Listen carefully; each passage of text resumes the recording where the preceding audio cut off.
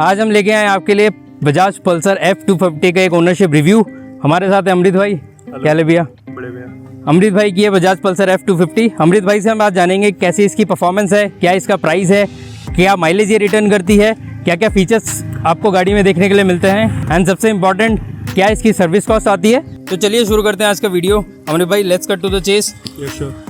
Pulsar F250 को कितना time हो गया आपको लिए हुए? मुझे भैया F250 लिए हुए अभी 7 मंथ्स हो चुके हैं, कंप्लीट हो चुके हैं। और कितना चला लिया आपने? मैं अब तक इसको 3600 to 4000 के लगभग चला चुका हूँ। 4000 किलोमीटर चला चुका हूँ। ठीक है, तो सबसे पहले बात कर लेते हैं भैया प्राइस की, क्योंकि मोस्ट इंपॉर्टेंट होता है प्राइस, सबका बजट। तो आपको Bajaj Pulsar F250 on road कितने की पड़ी थी? भैया मुझे ये आफ्टर फाइनेंस अभी मेरी डाउन पेमेंट गई थी 1 लाख रुपए की समथिंग डाउन पेमेंट थी, जिसमें मेरी 6347 रुपीज़ की EMI जा रही है फॉर 1 year टेन्योर। ठीक है, बाकी ऑप्शंस बहुत है इसके अंदर। और अगर मैं कैश लेता तो मुझे 1,62,000 की पड़ रही थी। 1,62,000 without any finance on road. और आप फाइनेंस कराया तो आपने कितना एक्स्ट्रा पड़ेगा लगभग? मुझे अप्रॉक्स 182-183 की पड़ रही है। 20,000 एक्स्ट्रा पड़ रहा है। एक साल की EMI आपने साल बढ़ाई। की भैया अब बात कर लेते हैं इसके परफॉर्मेंस की। बजाज पल्सर F250 से कैसा परफॉर्मेंस आपको मिल रहा है? भैया परफॉर्मेंस वाइज अगर देखी जाए तो सिटी राइडिंग में बहुत अच्छी परफॉर्मेंस है और हाईवे राइड पे भी बहुत अच्छी परफॉर्मेंस है।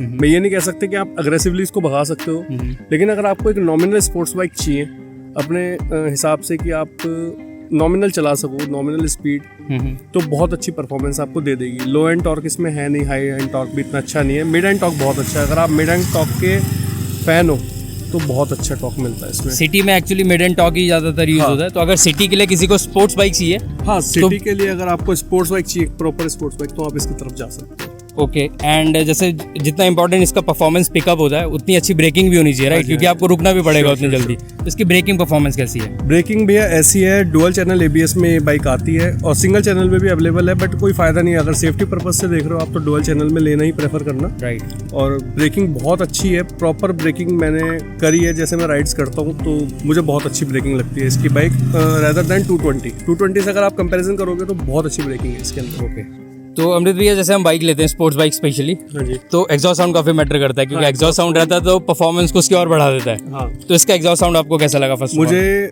फर्स्ट राउंड पे इसका एग्जॉस्ट साउंड मुझे बहुत सूदिंग लगता है।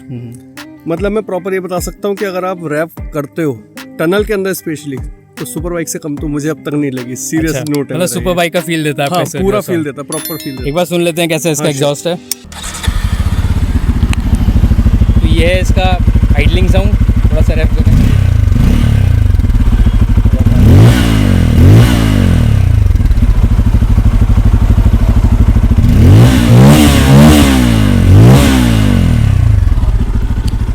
तो काफ़ी बेजी साउंड आ रहा है, जैसे आप बोल रहे हो सुपर बाइक का फील है। अगर इसमें आफ्टर मार्केट एग्जॉस्ट भी आप लगाते हो तो आई गेस ये और बहुत ही अच्छा इंप्रूवमेंट हो जाएगा। बहुत अच्छा इंप्रूवमेंट हो जाएगा। ओके, तो अभी भैया बात कर लेते हैं, ये बात होगी इसकी परफॉर्मेंस की।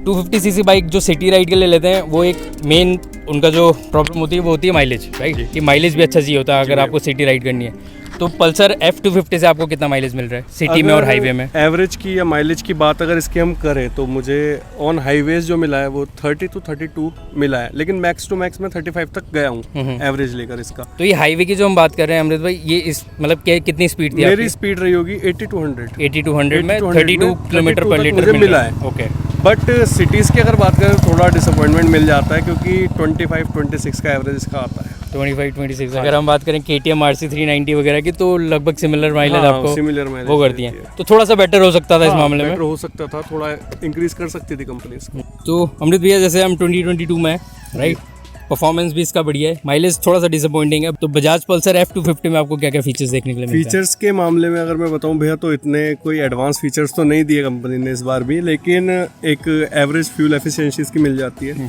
रियल टाइम एफिशिएंसीज में मिल जाती है। अगर आप जैसे बाइक चलाते हो और आप मोड सेलेक्ट कर लेते हो इसका, तो वो रियल टाइम बताती है कि कितना एवरेज वो दे रही है बाइक इस टाइम, और वो मिल जाता है आपको इसमें। गियर पोजीशन इंडिकेटर मिलता है? हाँ जी, गियर पोजीशन इंडिकेटर भी मिल जाता है। और थर्ड थिंग इसमें सर्विस के किलोमीटर्स मिल जाते हैं कि कितने किलोमीटर बाद आपकी नेक्स्ट सर्विस ड्यू।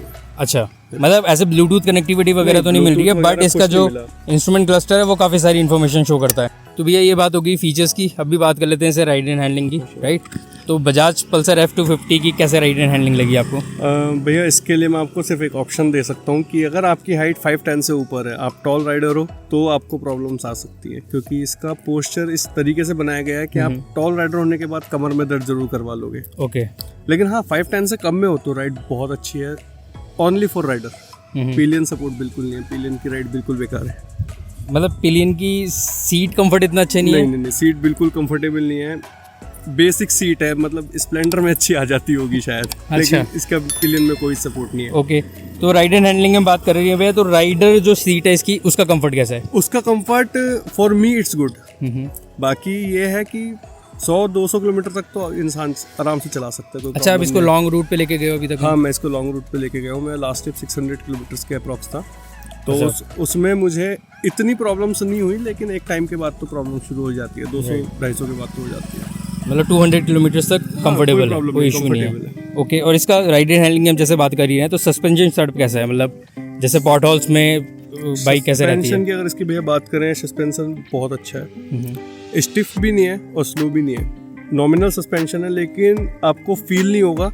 सस्पेंशन का जो मेन मकसद रहता है आपकी हैंडलिंग पे रहता है कि आप बाइक हैंडल कैसे कर पा रहे हो। हैंडलिंग बहुत प्यारी है इस बाइक में। If you are not crossing 115 then handling बहुत प्यारी है, अदरवाइज हैंडलिंग खराब नहीं होती, लेकिन वाइब्रेशंस हो जाते हैं। वाइब्रेशन, वो भी हाईवे में? हाँ, हाईवे। अगर हम सिटी की बात करें, जैसे डे टू डे ट्रैफिक होता है, बम्पर टू बम्पर ट्रैफिक, उसमें तो कट करना कोई कर इशू नहीं सकते है? हो, इजीली आप जा सकते हो, इजीली चला सकते हो, कट्स एंड कर्व्स में कोई दिक्कत नहीं आएगी आपको। तो अमृत भैया, जैसे ये फुली फेड बाइक तो नहीं है, हाफ फेड बाइक आती है? सेमी फेड है। हाँ, सेमी फेड बाइक आती है। तो सेमी फेड और फुली फेड जब लोग बाइक लेते हैं, तो उसमें बिल्ड क्वालिटी काफी मैटर करता है, क्योंकि अगर बाइक थोड़ी सी भी गिरेगी तो फेयरिंग टूटने का वो रहता है। तो इसमें पल्सर F250 की बिल्ड क्वालिटी कैसी है? बिल्ड क्वालिटी भैया देखो, अब तक तो मेरे से गिरे नहीं और होप सो ना गिरे कभी, बट मुझे बिल्ड क्वालिटी में थोड़ा डिसअपॉइंटमेंट होता है, उसकी आगे फेयरिंग में होता है। हेड फेयरिंग में मुझे थोड़ी दिक्कत लगती है, बाकी फेयरिंग बहुत अच्छी है, प्रॉपर अपने सेटअप है, बट जो हेड फेयरिंग है, हेड फेयरिंग में थोड़ा सा ढीलापन लग जाता है। जब आप बहुत हाई स्पीड पे आते हो तो वाइब्रेशन इतने बढ़ जाते हैं कि आपको लगता है कि अभी निकल के ना गिर जाए। ओके, मतलब ये जो फेयरिंग हाँ, आपके ये सामने जो फेयरिंग है ये वाली, ये इसकी क्वालिटी मुझे कोई इतनी खास नहीं लगी।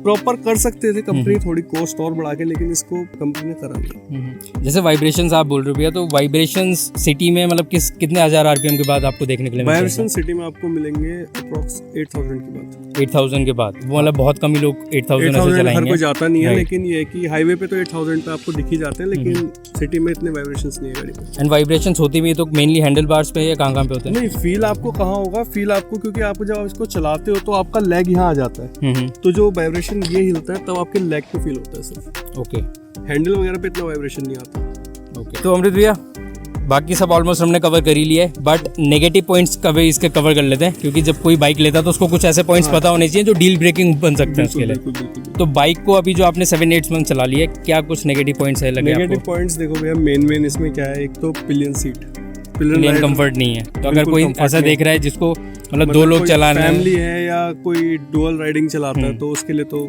नहीं है, रिकमेंडेड नहीं है। Okay. Back tyre size, back tyre ठीक है, रियर टायर साइज थोड़ी शो भी खराब हो जाती है और थोड़ा सा पतला है।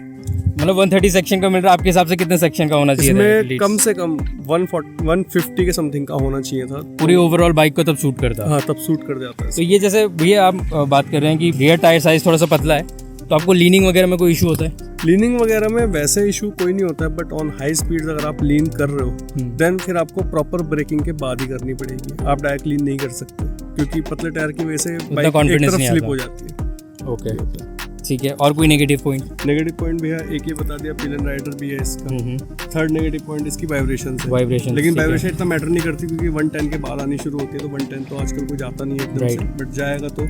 और सेकंड थिंग, इसका रोलिंग एक्सेलरेशन है, उसमें थोड़ा सा दिक्कत पड़ता है। आप बहुत तेज स्पीड में अगर अचानक से और तेज स्पीड बनाना चाह रहे हो तो वो आपको कवर अप नहीं करेगी, वो प्रॉपर अपनी ही उसमें जाएगी, बस थोड़ा लीनियर हो जाता है एक्सेलरेशन। लीनियर हो जाता है। ओके, तो अमृत भैया अभी नेगेटिव पॉइंट्स की बात हमने करी ली है, अभी बात कर लेते हैं इसकी मेंटेनेंस कॉस्ट में, क्योंकि बाइक लेना आजकल बहुत इजी हो गया, फाइनेंस जैसे आप बता रहे हो कि इजीली हो जाता है, बट मेंटेन करना थोड़ा सा डिफिकल्ट हो जाता है। तो service cost Bajaj Pulsar F250 की कितनी आती है? भैया फर्स्ट सर्विस कॉस्ट जो मुझे, इसकी सेकंड सर्विस हो चुकी है, फर्स्ट सर्विस कॉस्ट जो मुझे पड़ी थी वो 900 के समथिंग आई थी। ओके। लेकिन जो सेकंड सर्विस कॉस्ट मुझे पड़ी वो 16 to 1700 के समथिंग में पड़ी। 16 to 1700? हाँ। ये मतलब 16 to 1700 और 900 में क्या डिफरेंस था, मतलब क्या क्या चीज़ें हुआ डिफरेंस था? ये रहा फॉर मी कि मैंने थोड़ा इंजन ऑयल जो था वो चेंज होता है, तो मैंने इंजन थोड़ा ऑयल और ऊपर एक्सपर्टीज करा दिया था, और मैंने थोड़ा इसमें वो एयर फिल्टर वगैरह थोड़े चेंज करा दिए थे, जिस ठीक वजह से है। मुझे थोड़ा एक्सपेंसिव पड़ गई। ओके। एंड सर्विस वैसे मेंटेनेंस शेड्यूल की अगर हम बात करें तो कितने टाइम में होती है इसकी सर्विस? मेंटेनेंस शेड्यूल अगर आप देखते हो तो इसका 500 पे फर्स्ट सर्विस हो जाती है, ठीक है। और सेकंड सर्विस 2000 पे हो जाती है, थर्ड सर्विस 5000 पे हो जाती है।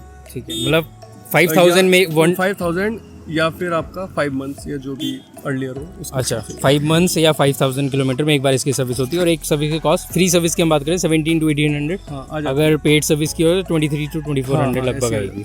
तो अमृत भैया, सेकंड लास्ट क्वेश्चन आपसे मेरा ये है, जब आप पल्सर F250 ले रहे थे, कौन कौन सी बाइक आपने कंसिडर करी थी और F250 को ही क्यों चूज़ करा आपने? जब मैं इसको लेने गया था तो उससे पहले मेरा जो मन था वो अपाचे 200 4V पे था, बिकॉज ऑफ टेक्नोलॉजी। उसके अंदर जो फीचर्स काफ़ी ज़्यादा आ मिल गए रहे हैं कि ब्लूटूथ भी है, राइड बाय वायर, बहुत कुछ आ चुका है, वो चीज़ मैं कंसिडर कर रहा था।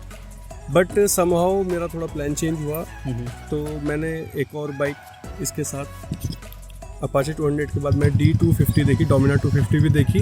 D250 थोड़ी डिसअपॉइंटिंग थी क्योंकि मैं D400 चला चुका था। ये मैंने इसलिए ली थी क्योंकि उत्तराखंड में उस टाइम ये बाइक नहीं आई थी।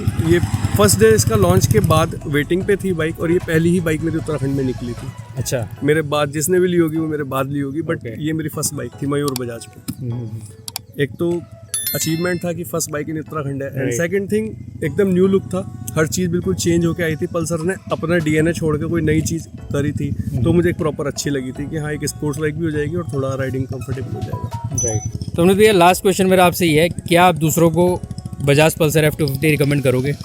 If you want a bike with mid and torque अच्छा हो, और आप 510 से कम हो, ओके। और एक प्रॉपर सिटी बाइक चाहिए 250cc, तो मैं रिकमेंड करूँगा आप श्योरली इसको ले सकते हो। बट आपको अग्रेसिवली चलानी है तो मैं प्रेफर नहीं करूँगा कि आप ये बाइक लें, फिर तो आप प्रॉपर स्पोर्ट्स पे जा सकते हो। तो इतना था आज की वीडियो में। आई होप आपको वीडियो अच्छी लगी होगी। अमृत भैया का अलग से एक व्लॉगिंग चैनल भी है जो उन्होंने रिसेंटली स्टार्ट किया है, वहाँ पे आपको पल्सर F250 से रिलेटेड बहुत अच्छे वीडियोस देखने के लिए मिलेंगे। चैनल का नाम और लिंक आपको डिस्क्रिप्शन में मिल जाएगा, प्लस स्क्रीन पे भी आपको दिख रहा होगा। तो इतना ही था आज की वीडियो में। आई होप वीडियो अच्छी लगी होगी। वीडियो अच्छी लगी हो तो वीडियो को लाइक और शेयर करना मत भूलना। अब आपसे मिलेंगे अगली वीडियो में, तब तक के लिए टाटा, बाय बाय।